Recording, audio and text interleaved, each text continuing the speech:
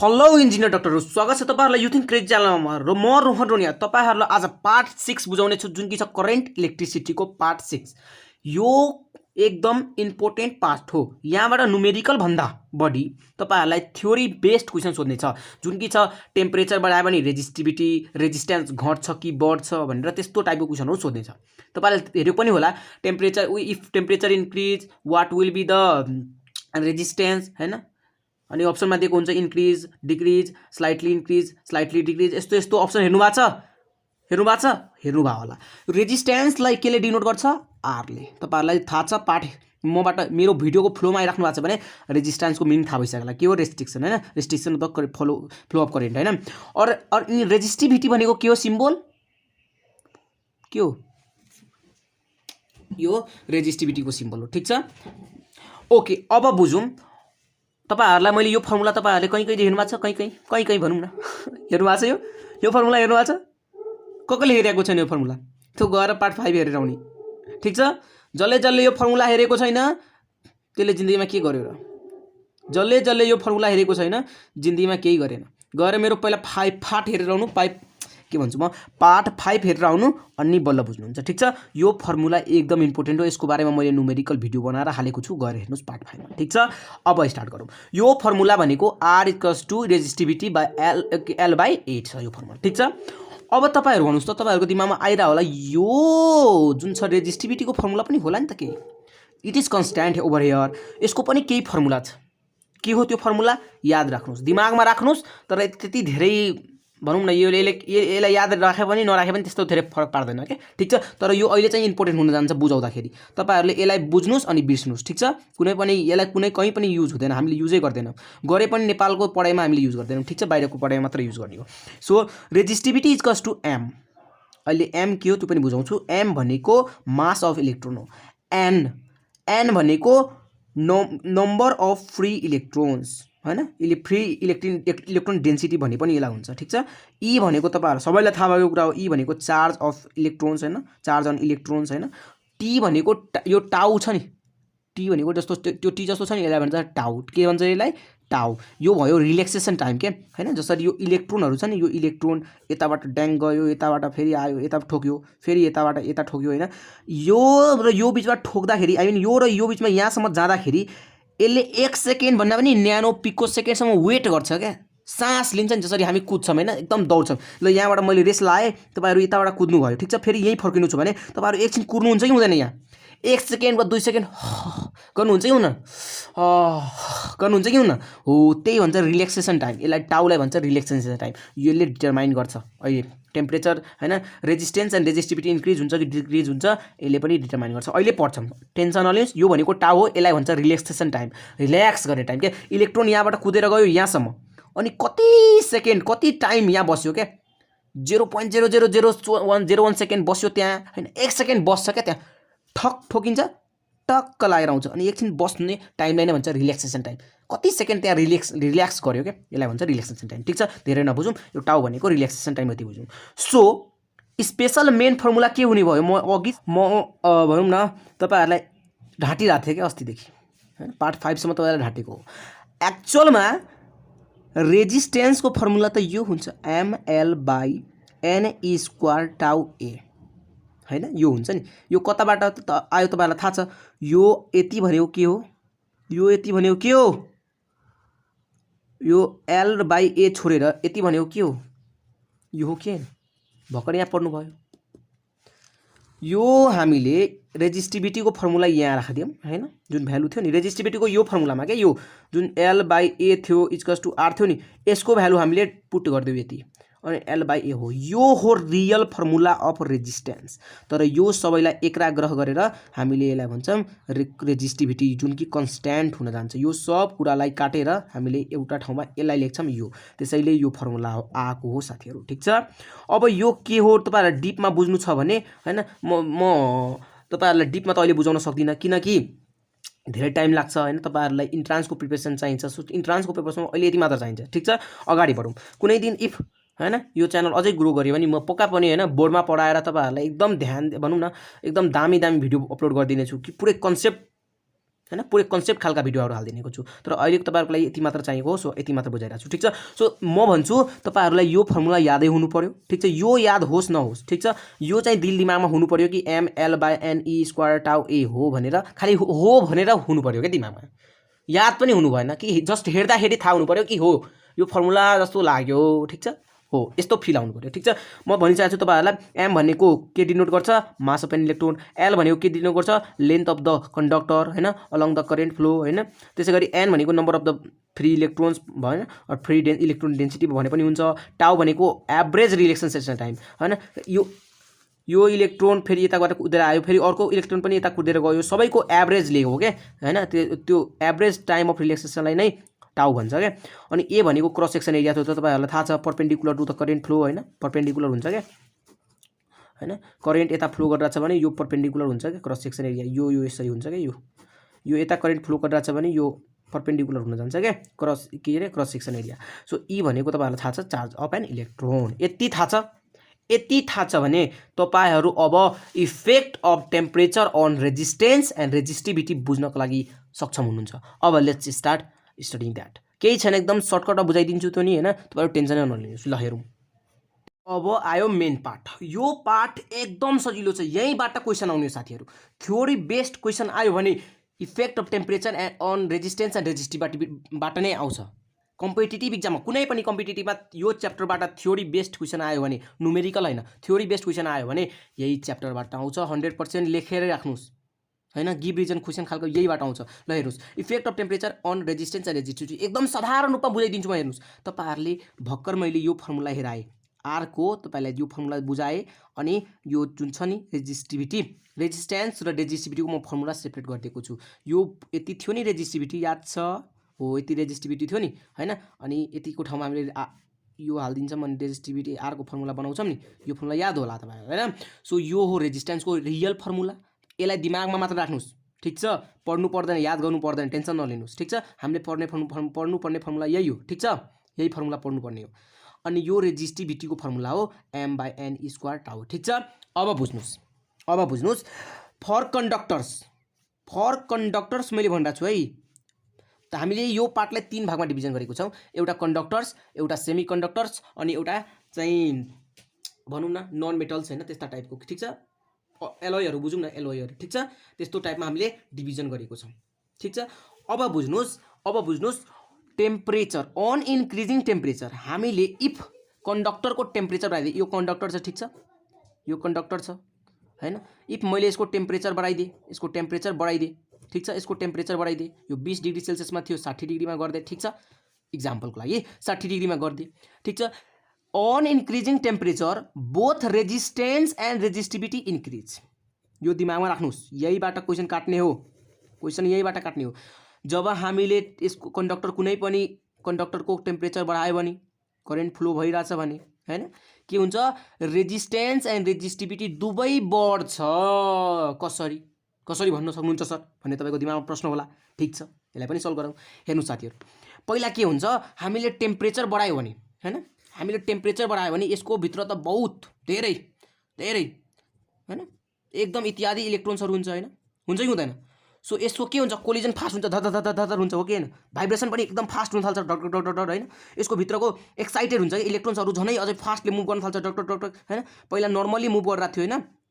Normally move गरिरहेको थियो random motion थियो यिनीहरुको जतातता हैन तर टेम्परेचर बढायो भने के हुन्छ यिनीहरु एक्साइटेड हुन्छन् अनि बेसरी फास्ट मुभ गर्छ हो कि हैन यो इलेक्ट्रोन यता गयो फेरि यता आयो ट्याक हैन अनि के हुन्छ रिल्याक्सेसन टाइम पनि कम हुन्छ कि हुँदैन तिनीहरुले रिल्याक्स पनि कम गर्छ तपाई नै एक्चुअली सोच्नुस् न तपाई हैन बाँदरको पुच्छरमा आगो लगाइदियो भने के हुन्छ हैन तेज मजाले यता उता कुद्छ हो कि हैन अनि रिल्याक्स गर्दैन जबसम्म त्यसको यो बाँदरको पुच्छरको त्यो आगो निभ्दैन तबसम्म त्यो रिल्याक्सै गर्दैन यस्तै हो साथीहरु सो इलेक्ट्रोनमा हामीले टेम्परेचर बढाइदियो भने के हुन्छ यसको भाइब्रेसन एकदम फास्ट हुन्छ के एकदम फास्ट हुन्छ हैन फास्ट भयो भने के हुन्छ यसको रिल्याक्सेसन टाइम कम हुन्छ तपाईहरुलाई थाहा छ रिल्याक्सेसन टाइम यहाँ कम भएपछि मजाले के हुन्छ यो इन्क्रिज हुन्छ कि हुँदैन यो कम भएपछि यो इन्क्रिज हुन्छ कि हुँदैन किनकि इन्भर्सली प्रोपोर्सनल हो नि त हैन बुझ्नुभयो अनि बुझ्नुस् त रेजिस्टेन्सको पनि त्यस्तै त हो नि टाउ छ रिल्याक्सेसन टाइम कम हुन जान्छ हो कि होइन। सो के हुन्छ यो पनि इन्भर्सली प्रोपोर्सनल हो। सो के हुन्छ रेजिस्टेन्स बढ्न जान्छ। तपाईँहरूलाई थाहा छ नि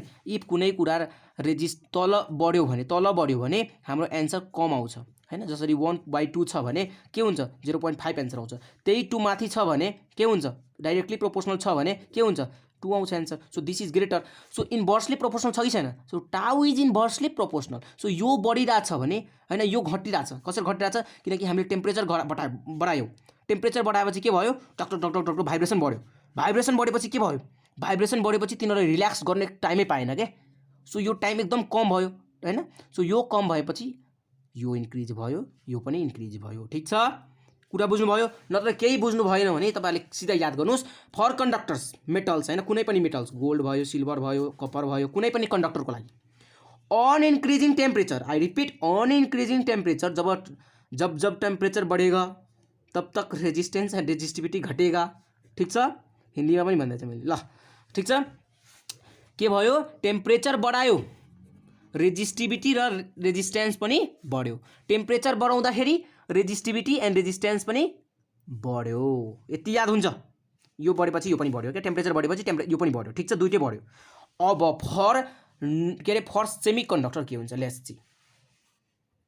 for semi conductors semi conductor हेर्नुहोस् कन्डक्टरको उल्टो के हुन्छ साथीहरू ब्याड कन्डक्टर हुन्छ। तर अहिले यहाँ के बुझ्नुहोस् सेमी कन्डक्टर। ठीक छ कन्डक्टरको उल्टो अहिले सेमी कन्डक्टर बुझ्नुहोस्। ठीक छ यसको लागि के हुन्छ रिल्याक्सेसन टाइम डिक्रिज हुन्छ। अलि धेरै डिपमा नबुझौँ हैन म तपाईहरुलाई सर्ट भनिदिन्छु। फर कन्डक्टर्स के थियो on increasing temperature both resistance and resistivity increase. Temperature increase गर्थ्यो हामीले अनि के हुन्थ्यो इन्क्रिज रेजिस्टेन्स एन्ड रेजिस्टिभिटी दुवै इन्क्रिज हुन्थ्यो। तर अब सेमी कन्डक्टरको लागि ठ्याक्कै उल्टो बुझौँ साथीहरू ठ्याक्कै उल्टो केही धेरै दिमाग लाउनै पर्दैन यहाँ। के बुझ्नुहोस् on increasing temperature resistance and resistivity both decreases के रे डिक्रिजेज। दिमागमा राख्नुहुन्छ कि हुन्न यो कुरा। यहाँबाट क्वेसन सोध्छ है म अहिले एमसी क्वेसन पनि ल्याएको छु तपाईहरु टेन्सन नलिनुस्। For semiconductor on increasing temperature resistance and resistivity decreases. मेटलको लागि इन्क्रिज भएपछि इन्क्रिज हुन्थ्यो टेम्परेचर इन्क्रिज भएको बेला रेजिस्टिभिटी अनि रेजिस्टेन्स इन्क्रिज हुन्थ्यो। रेजिस्टिभिटी भनेको यो के अनि रेजिस्टेन्स भनेको आर यो दुवै इन्क्रिज हुन्थ्यो टेम्परेचर बढ्दाखेरि। तर सेमी कन्डक्टरको लागि के भयो सेमी कन्डक्टरको लागि के भयो उल्टो भइदियो हैन। टेम्परेचर इन्क्रिज गर्दाखेरि resistance and resistivity both decreases. जस्तै सेमी कन्डक्टरमा के हुन सक्छ सिलिकन जर्मेनियम हैन त्यस्ता हैन बुझ्नुभयो। ओके अब लास्ट छ एउटा लास्ट कुरा सुन्नुहोस् अनि अब हाम्रो फिनिस हुन्छ। अब हामी एमसीक्यू तिर जान्छौँ। ठीक छ यहाँ हेर्नुहोस् त फर सम एलोइज केही एलोइज छ हामीले बनाएको हामीलाई काम छ नि त सधैँ अब इन्क्रिज डिक्रिज भयो भने हैन रेजिस्टेन्स इन्क्रिज डिक्रिज हुन थाल्यो भने हैन यो त अब भनौँ न हाम्रो एक्सपेरिमेन्ट पनि कुनै यस्तो हुन्छ कि एक्सपेरिमेन्टमा चाहिरहेको हुन्छ कन्स्ट्यान्ट भएका रेजिस्टेन्स एन्ड रेजिस्टिभिटी भएका वायरहरू हामीले युज गरेर हुन्छ हैन। सो हामीलाई चाहिन्छ हैन जसको रेजिस्टेन्स चेन्ज नहोस् रेजिस्टिभिटी चेन्ज नहोस् हैन। डिफ्रेन्ट तपाईहरुले पनि ल्याबमा एक्सपेरिमेन्ट गर्दाखेरि सरहरूले भन्नुभयो होला हैन निक्रोम वायरहरूको रेजिस्टेन्स रेजिस्टिभिटी चेन्ज हुँदैन हैन। सो जेनरली हामीले ठुलो एक्सपेरिमेन्ट गर्दाखेरि निक्रोम वायरहरू युज गर्छौं हैन। सो लाइक निक्रोम र म्याग्नेजियमको हैन रेजिस्टिभिटी अनि रेजिस्टेन्ट टेम्परेचरसँग चेन्ज हुँदैन डज नट चेन्जेस के। हामीले जति पनि टेम्परेचर बढाउनु छ हुन त थोरै अब धेरै टेम्परेचर बढाइदियो भने त थोरै चेन्ज भइहाल्छ त्यो त नर्मल कुरा हो हैन। तर जेनरली यिनीहरूको रेजिस्टेन्स र रेजिस्टिभिटी चेन्ज हुँदैन। टेम्परेचर इन्क्रिज गरे पनि हैन यिनीहरूलाई मतलब हुँदैन के बुझ्नुभयो। ठीक छ बुझ्नुभयो एकदम। ल हेर्नुहोस् अन इन्क्रिजिङ टेम्परेचर यो याद राख्नुहोस् यार एलोयको लागि धेरैचोटि सोधिएको छ क्वेसनहरू एकदम इम्पोर्टेन्ट छ। On increasing temperature resistance and resistivity does not changes it is not affected के बुझ्नुभयो। सो यति नै हो साथीहरू आजको लागि। अब चाहिँ हामीले एमसीक्यू क्वेसन गर्छौँ। ठीक छ एमसीक्यू को लागि रेडी हुनुहुन्छ ल लेट्स स्टार्ट डुइङ एमसीक्यू। अब यो क्वेसन हेरेर तपाईहरुलाई रुनै आउँछ जसले यो पोर्सन पछाडिको पोर्सन बुझेन नि त्यसलाई त अब केही हुनेवाला छैन। अब क्वेसन यहाँबाट स्टार्ट गर्नु ठीक छ बुझाम अगाडि जाम। ओके यहाँ हेर्नुहोस् some MCQ related to the question पढ्नुहोस् तपाईहरु क्वेसन पढ्नुहोस् फास्ट क्वेसन पढ्नुहोस् पहिला यो क्वेसन सजिलो छ 1 नम्बर क्वेसन एकदम सजिलो छ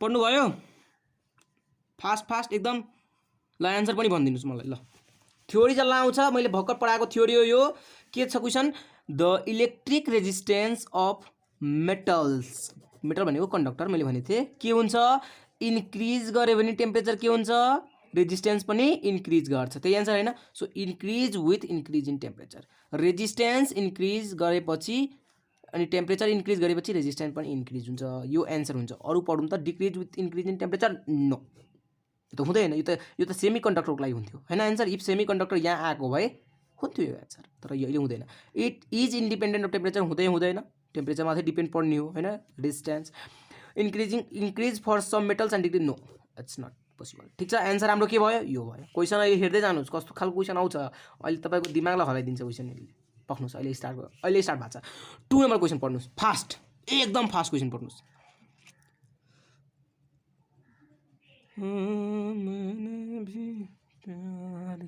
पढ्नुभयो हेलो हेलो ध्यान ध्यान ध्यान कता गएको फेरि ध्यानै छैन के ल म पढ्छु भाइ पढौँ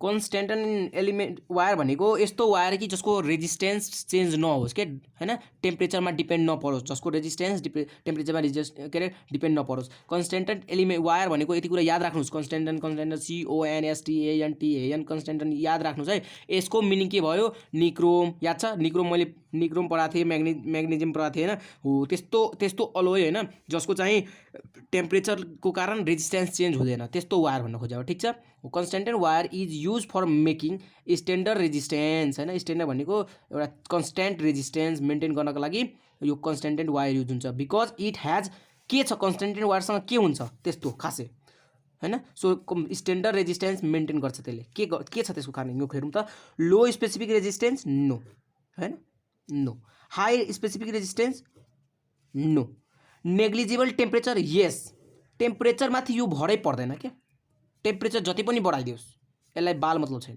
यसलाई केही फरक पर्नेवाला छैन यसको रेजिस्टेन्स सेम हुन्छ क्या डज नट चेन्ज मैले लास्टमा भनेको थिएँ 3 नम्बर पोइन्टमा याद छ फर सम अलोइज हैन like nichrome magnesium on increasing temperature resistance and resistivity does not changes हो नेग्लिजिबल हुन्छ so coefficient of resistance negligible temperature and coefficient of resistance so this is our answer ठीक छ coefficient of resistance negligible temperature coefficient हुन्छ क्या उनीहरूसँग बुझ्नुभयो temperature coefficient नै हुँदैन कि टेम्परेचर कोफिसिएन्टको नेग्लिजिबल भ्यालु हुन्छ 0.001 हैन 0.00001 हुन्छ क्या यिनीहरूको कोफिसिएन्ट भ्यालु भनेको बुझ्नुभयो कोफिसिएन्ट भ्यालु भनेको यस्तो बुझ्नु एउटा भ्यालु क्या यिनीहरूको भ्यालु नै हुँदैन क्या टेम्परेचरले केही फरकै पार्दैन क्या कन्स्ट्यान्ट एलिमेन्टहरूलाई कन्स्ट्यान्ट एलिमेन्टहरूको भनेको निक्रोम म्याग्नेजियम मैले भनिसकेको छु एलोय पढाउँदाखेरि याद छ 3 नम्बर भनेको थिएँ मैले 1 नम्बरमा मेटल डिस्क्राइब गरेँ 2 नम्बरमा सेमी कन्डक्टर डिस्क्राइब गरेँ 3 नम्बरमा चाहिँ एलोय डिस्क्राइब गरेको थिएँ ओके याद होला तपाईँहरूलाई ओके यो हो रिजन ठीक छ क्वेसन नम्बर अब हामी जान्छौँ 3 मा 3 को क्वेसनहरू यस्तो डह्रो छ नि फेरि कि तपाईँहरूले मुखले भनिदिनुहुन्छ ए यो त दाइले भन्नुभएको थियो याद नगर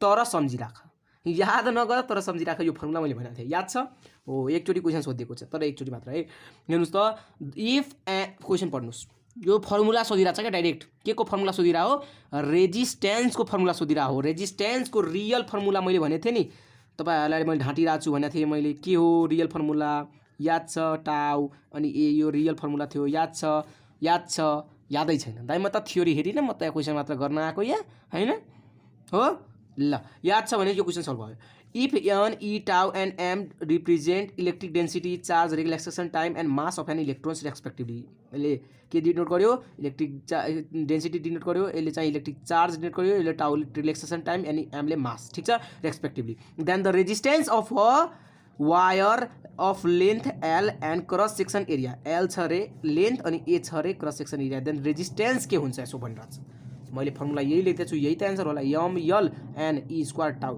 दिस इज आवर फर्मुला कहाँ छ यो कुरा यही छ हेर्नुहोस् त ए नम्बर एन्सर हुन्छ बुझ्नुभयो आइसक्यो कन्फ्युज त हुनुहुन्न नि खालि यति याद राख्नुहोस् कि एमएल माथि हुन्छ ए तल हुन्छ तपाईँहरूलाई यो त थाहै होला एल बाई ए तल माथि हुन्छ यो त बुझ्नुहोस् हैन सो यो पहिल्यै रङ गरिदिनुहुन्छ किनकि ए माथि गयो यो त पहिल्यै रङ भयो हैन यो एल ए त छ हैन अब तपाईँहरूलाई थाहा छ यो धेरै जसो टर्महरू तल हुन्छ हैन सो यो त माथि छ यो पनि काटिदिनुहुन्छ हैन सो एएल त छँदैछ तर एएल हैन एल ए हुन्छ हैन so this is also wrong so यो राइट हो यसरी पनि तपाईँहरूले सम्झिन सक्नुहुन्छ कि कसरी सम्झिने के कसरी याद गर्ने के बुझ्नुभयो 2-4 वटा गर्लफ्रेन्डको नाम बिर्स्नु तर यसलाई सम्झिनुस् क्या बुझ्नुभयो ठीक छ अगाडि बढौँ अब गर्ल्सहरू छ भने बोइज के अरे बोयफ्रेन्डको नाम पनि भिस्ता हुन्छ, तर यसलाई सम्झिनु पऱ्यो है।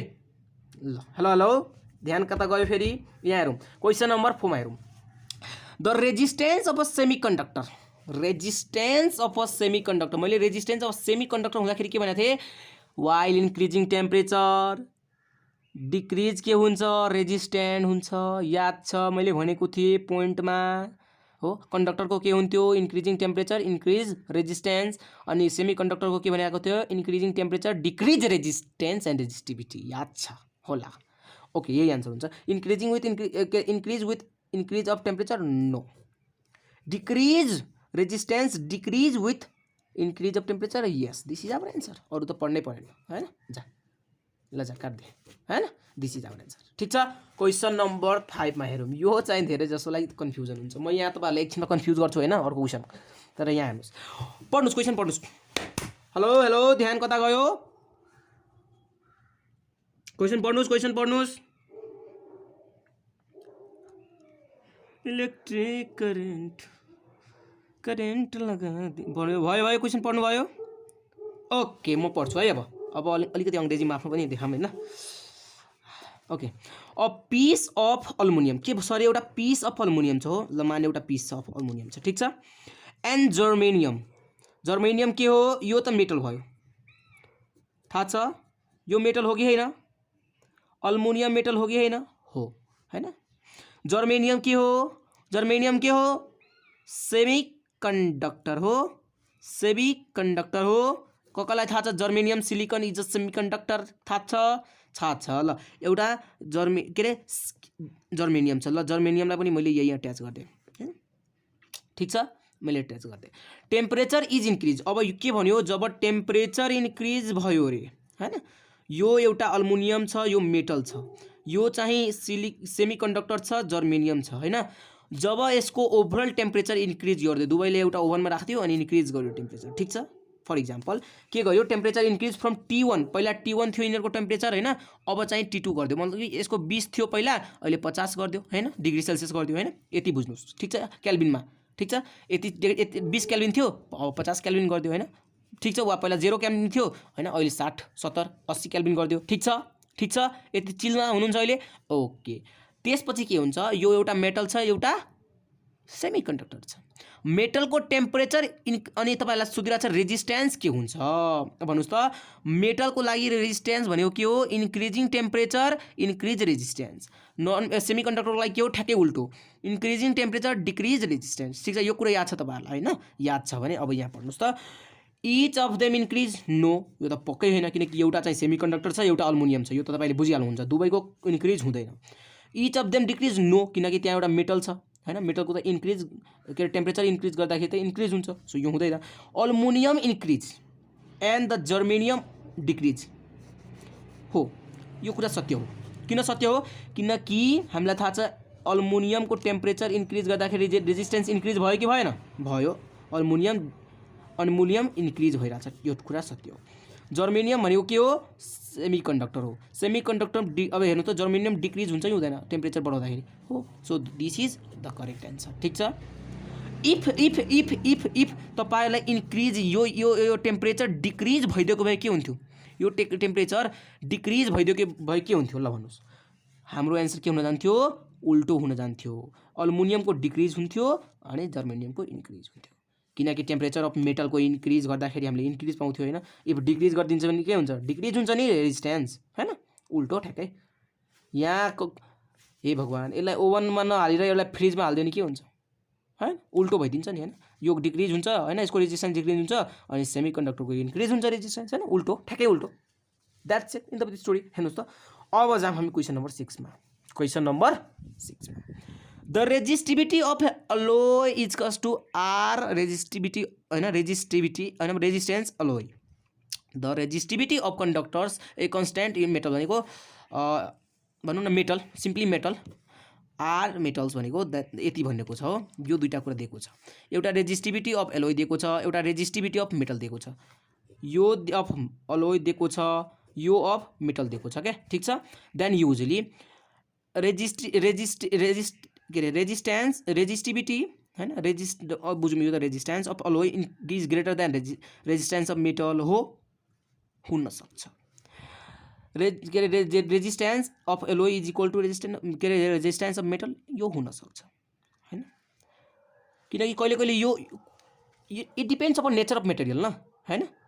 रेजिस्टेन्स के माथि डिपेन्ड पर्छ मलाई भन्नुस् त, रेजिस्टेन्स के माथि डिपेन्ड पर्छ, नेचर अफ मेटेरियल्स। हुन सक्छ यो अलोय हैन यो मेटल हैन कुनै डिफ्रेन्ट हुन सक्छ। सो यो कहिले ग्रेटर हुन सक्छ, कहिले यो स्मलर हुन सक्छ, कहिले यो इक्वल टु हुन सक्छ, कहिले हैन। सो यो तीनटै मलाई लाग्छ हुन्छ भनेपछि all is our answer, this is D number answer. हुन त तपाईहरुले यो बुझ्नुहुन्छ होला हैन। रेजिस्टेन्स त डिपेन्ड केमा पर्छ मैले धेरैचोटि भनिसकेको छु, नेचर अफ मेटेरियल्स है। अब यो मेटेरियल डिफ्रेन्ट छ, यो मेटेरियल डिफ्रेन्ट छ भने हैन हुन सक्छ यो ग्रेटर हुन सक्छ। इफ यो मेटेरियल डिफ्रेन्ट छ, यो मेटेरियल डिफ्रेन्ट छ भने हुन सक्छ इक्वल टु पनि हुन सक्छ कुनै कुनै दिन हैन। सो यो मेटल र यो मेटल डिफ्रेन्ट छ भने कुनै दिन यो पनि कम हुन सक्छ हैन। सो तीनटै पोसिबल छ। सो तीनटै पोसिबल छ भने यो सिग्नेचर चाहिँ तीनटै पोसिबलको लागि छ। हेर्नुस् जिन्दगीमा फर्स्ट टाइम हेर्नु भयो होला हैन यो सिम्बल। तपाईहरु जेई पढ्नुस् अनि थाहा हुन्छ हैन। जेई भन्दा नि तपाईहरु पढ्नुस् न, ठुलो ठुलो पढाइ लेभलमा जानुस् हैन, मेकानिकल इन्जिनियर बन्नुहुन्छ भने थाहा होला यो। नत्र अल मैले लेखेको छु साइडमा तपाईहरुलाई बुझ्नको लागि, ठीक छ। अब 6 नम्बरको क्वेसन यो हो, ठीक छ। क्वेसन मैले यति नै पाएँ साथीहरु तपाईहरुको बुकमा। अब यो भन्दा बाहेक क्वेसन आउँदैन। अनि यो बाहेक अब चाहिँ एउटा यस्तो सिरिज ल्याउँछु हैन म, त्यहाँ चाहिँ म लगभग 20-25 वटा क्वेसन ल्याउँछु, ठीक छ। खाली क्वेसन मात्र गर्छौं, ठीक छ तपाईहरुले। अनि म हल्का रिभिजन जस्तो पनि गराइदिन्छु, ठीक छ। एउटा रिभिजन भिडियो यही च्याप्टरको अनि एउटा चाहिँ क्वेसन भिडियो, ठीक छ, ल्याइदिन्छु। अनि छुटे फुटेका क्वेसनहरु पनि हल्का फुल्का राखिदिन्छु, ठीक छ। अनि छुटे फुटेका केही रुलहरु छ नि त्यो पनि हाल्दिन्छु। अब यो बाहेक यति नै हो पछाडी। अब यो पछाडीको पोर्सन यो सिधेपछि नि अब हामीले के गर्छौं, 2वटा भिडियो पश्चात अब हामी जान्छौं कुनमा, त्यही सर्किटहरुको डायग्राममा जान्छौं। खाली डायग्राम वाली क्वेसनहरु गर्छौं। सर्किट हुन्छ नि रेजिस्टेन्स हैन, यो आर छ भने यो आर छ भने हैन कस्तो कस्तो हुन्छ, भोल्टेज यति हाल्यो भने के हुन्छ हैन, किर्चस लहरु त्योहरु पढ्छौं मात्र, ठीक छ। सो आजको लागि यति नै, बाइ बाइ, हस्त, जय नेपाल।